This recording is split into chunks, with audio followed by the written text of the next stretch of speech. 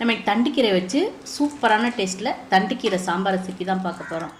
வழக்கமாக நம்ம சாதத்துக்குன்னு சாம்பார் வச்சோம்னா அது சாதத்தோடு கலந்து சாப்பிட தான் நல்லாயிருக்கும். டிஃபனுக்கு அந்தளவுக்கு பொருத்தமாக இருக்காது. ஆனால் தண்டுக்கீரை சாம்பார் டிஃபனுக்கும் நல்லாயிருக்கும், சாதத்தோடு கலந்து சாப்பிட்றதுக்கும் சூப்பராக இருக்கும்.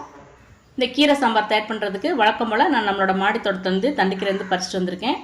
கீரை சாம்பாருக்கு தண்டுக்கீரை அதிக அளவில் தேவைப்படாது. ஒரு கட்டு கீரை நீங்கள் வாங்குறீங்கன்னா அதில் பாதி அளவு கீரை எடுத்துக்கிட்டாலே போதும். அதே மாதிரி இதில் தண்டு பகுதியெல்லாம் நம்ம சாம்பாருக்கு போட தேவை கிடையாது. தண்டு பகுதியை வச்சு தனியாக சாம்பார் செய்யலாம். ஆனால் இன்றைக்கி நம்ம செய்ய போகிறது கீரை சாம்பார். அதனால தண்டு இல்லாமல் அந்த கீரையோட நுனிப்பகுதியை மட்டும் நம்ம இந்த மாதிரி கட் பண்ணி எடுத்து வச்சுக்கலாம். இப்போ இதே மாதிரி எல்லா கீரையும் நம்ம கட் பண்ணி எடுத்து தண்ணியில் திருப்பி நல்லா கழுவிட்டு கொஞ்சம் பெரிய சைஸாகவே நம்ம கட் பண்ணி எடுத்துக்கலாம். பொரியலுக்கு பொடி பொடியாக நறுக்கும், இதுக்கு கொஞ்சம் பெரிய சைஸாக நறுக்கிட்டால் போதும். சாம்பாருக்கு தேவையான கீரை நம்ம ரெடி பண்ணிட்டோம். இப்போ சாம்பாருக்கு தேவையான பருப்பு நம்ம வேக வச்சு எடுத்து வச்சுக்கணும். அதுக்காக 1/2 கப் துவரம்பருப்பை தண்ணியில் நல்லா கழுவிட்டு 1/2 மணி நேரம் நல்லா ஊற வச்சு வச்சுருக்கேன். இப்போ ஊற வச்சுருக்க பருப்பு நம்ம ஒரு குக்கரில் போட்டு நல்லா வேக வச்சு எடுத்து வச்சுக்கணும். இப்போ பருப்பு கூட நான் தேவையான தண்ணி ஊற்றி இது கூட 1/4 டீஸ்பூன் பெருங்காயத்தூள், 1/4 டீஸ்பூன் மஞ்சள் தூள் சேர்த்துருக்கேன். 1/4 டீஸ்பூன் அளவுக்கு எண்ணெயும் சேர்த்துருக்கேன். ஏன்னா எண்ணெய் ஊற்றினோம்னா தான் அந்த பருப்பு குக்கரில் பொங்கி வெளியே வராமல் இருக்கும். இப்போ குக்கர் மூடி போட்டு வெயிட் போட்டு குறைஞ்சது ஒரு 4 விசில் வரைக்கும் நல்லா வேக வச்சு எடுத்து வச்சிட்டோம்னா நம்மளோட பருப்பு நல்லா இந்த மாதிரி குழஞ்சி இருக்கும். அந்த மாதிரி குழைவா இல்லாமல் இருந்துச்சுன்னா கரண்டினால நல்லா மசிச்சு விட்டுருங்க. சாம்பாருக்கு பருப்பு நல்லா குழைவா இருக்கணும். அப்போ தான் சாம்பாரில் அந்த பருப்பு நம்மளுக்கு வெளியே தெரியாது. அதே மாதிரி சாம்பாரும் நல்லா கெட்டியாக இருக்கும். இப்போ நம்ம சாம்பாரை தயார் பண்ண ஆரம்பிச்சிடலாம். அதுக்காக நான் அந்த மாதிரி ஒரு மண் சட்டி எடுத்திருக்கேன். இப்போ இதில் 2 டீஸ்பூன் நல்லெண்ணெய் எடுத்திருக்கேன்.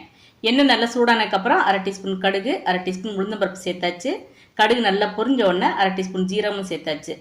ஜீரகமும் நல்லா பொரிஞ்சிருச்சு. இப்போ 1/4 டீஸ்பூன் வெந்தயம் சேர்த்துக்கணும். இது கூட 4 மிளகாத்தில் அது மாதிரி காம்பை கிள்ளி சேர்த்தாச்சு. 1/4 டீஸ்பூன் அளவுக்கு பெருங்காயத்தூளும் சேர்த்தாச்சு. இது கூட 10லேருந்து 15 சின்ன வெங்காயத்தை இந்த மாதிரி முழுசாகவும் சேர்த்துக்கலாம். அப்படி இல்லைன்னா 1-2 நறுக்கியும் சேர்த்துக்கலாம்.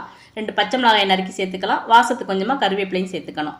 இப்போ இதெல்லாம் சேர்த்து நல்லா கலந்து விட்டதுக்கப்புறம் ஒரு மீடியம் சைஸ் தக்காளி இந்த மாதிரி பொடியாக நறுக்கி சேர்த்துக்கணும். இப்போ தக்காளி எண்ணெயில் நல்லா மசிஞ்சு வரணும். அது வரைக்கும் கரண்டினால் நல்லா இந்த மாதிரி மசிச்சு விட்டுறலாம். தக்காளி நல்லா இந்த மாதிரி மசிஞ்சதுக்கப்புறம் 1/2 டீஸ்பூன் மஞ்சள் தூள் சேர்த்துக்குங்க. இப்போ 1 டேபிள் ஸ்பூன் அளவுக்கு சாம்பார் பொடி சேர்த்துக்கலாம். இந்த மாதிரி சாம்பார் பொடியும் சேர்க்கலாம். அப்படி இல்லைன்னா 1 டீஸ்பூன் மிளகாத்தூள், 3 டீஸ்பூன் அளவுக்கு மல்லித்தூள் இந்த மாதிரியும் சேர்த்துக்கலாம். நம்ம சேர்த்துருக்க பொடி ஒரு 30 செகண்ட்ஸ் எண்ணெயில் நல்லா வதங்கினதுக்கப்புறம் இப்போ நம்ம நறுக்கி எடுத்து வச்சுருக்க அந்த கீரையை இது கூட சேர்த்துக்கணும். கீரையை சேர்த்து எண்ணெயிலே நல்லா அந்த மாதிரி வதக்கி விடணும். கீரை எண்ணெயிலே நல்லா வதங்கி சுருண்டு இந்த அளவுக்கு நல்லா குறைஞ்சி வர ஆரம்பிச்சிடும். இந்த டைம் நம்ம வேக வச்சு வச்சுருக்க அந்த துவரம்பருப்பு இது கூட சேர்த்துக்கணும். தேவைப்பட்டால் இது கூட கொஞ்சம் தண்ணியும் சேர்த்துக்கலாம். இப்போ அடுப்பை மீடியம் ஃப்ளேமில் வச்சு நம்ம கீரையை இந்த பருப்பில் நல்லா வேக விட்டுக்கணும்.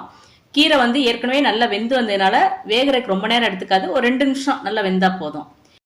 பருப்பும் கீரையும் சேர்ந்து நல்லா கொதிக்க ஆரம்பிச்சிருச்சு. இப்போ நம்ம தேவையான அளவு புளிக்கரைசலை சேர்த்துக்கலாம். கீரை சாம்பாருக்கு புளி அதிகமாக போடக்கூடாது. ஒரு சின்ன நெல்லிக்காயை விட கொஞ்சம் குறைச்சே நம்ம புளி சேர்த்துக்கலாம். கீரை நம்ம அதிக நேரம் வேக விடக்கூடாது. அதனால் புளிக்கரைசல் சேர்த்து ஒரு 2 நிமிஷம் நல்லா கொதிக்க விட்டால் போதும். அதுக்கப்புறம் நம்ம இந்த கீரை சாம்பாருக்கு தேவையான உப்பு கடைசியாக அதில் சேர்த்துக்கலாம். கீரைக்கு நம்ம முதல்ல உப்பு சேர்த்துடக்கூடாது. அதனால் இறக்க போகிற நேரத்தில் கடைசியாக நம்ம உப்பு சேர்த்துட்டா போதும். அவ்வளோதான். இப்போ நம்ம அடுப்பை ஆஃப் பண்ணிடலாம். சூப்பரான டேஸ்ட்டில் ஹெல்த்தியான கீரை சாம்பார் சுட சுட ரெடியாக இருக்குது. நீங்களும் கீரை வாங்கினா இந்த மெத்தடில் கீரை சாம்பார் ஒரு தடவை செஞ்சு பாருங்கள். எப்படி இருந்துச்சுன்னு கமெண்ட் பண்ணுங்கள். இந்த வீடியோ உங்களுக்கு பிடிச்சிருந்ததுன்னா உங்கள் ஃப்ரெண்ட்ஸுக்கும் மற்றவங்களுக்கும் ஷேர் பண்ணி விடுங்க. மறக்காமல் நம்மளோட கார்டன் அண்ட் ஹெல்த் சேனலை சப்ஸ்கிரைப் பண்ணிடுங்க. தேங்க்ஸ் ஃபார் வாட்சிங்.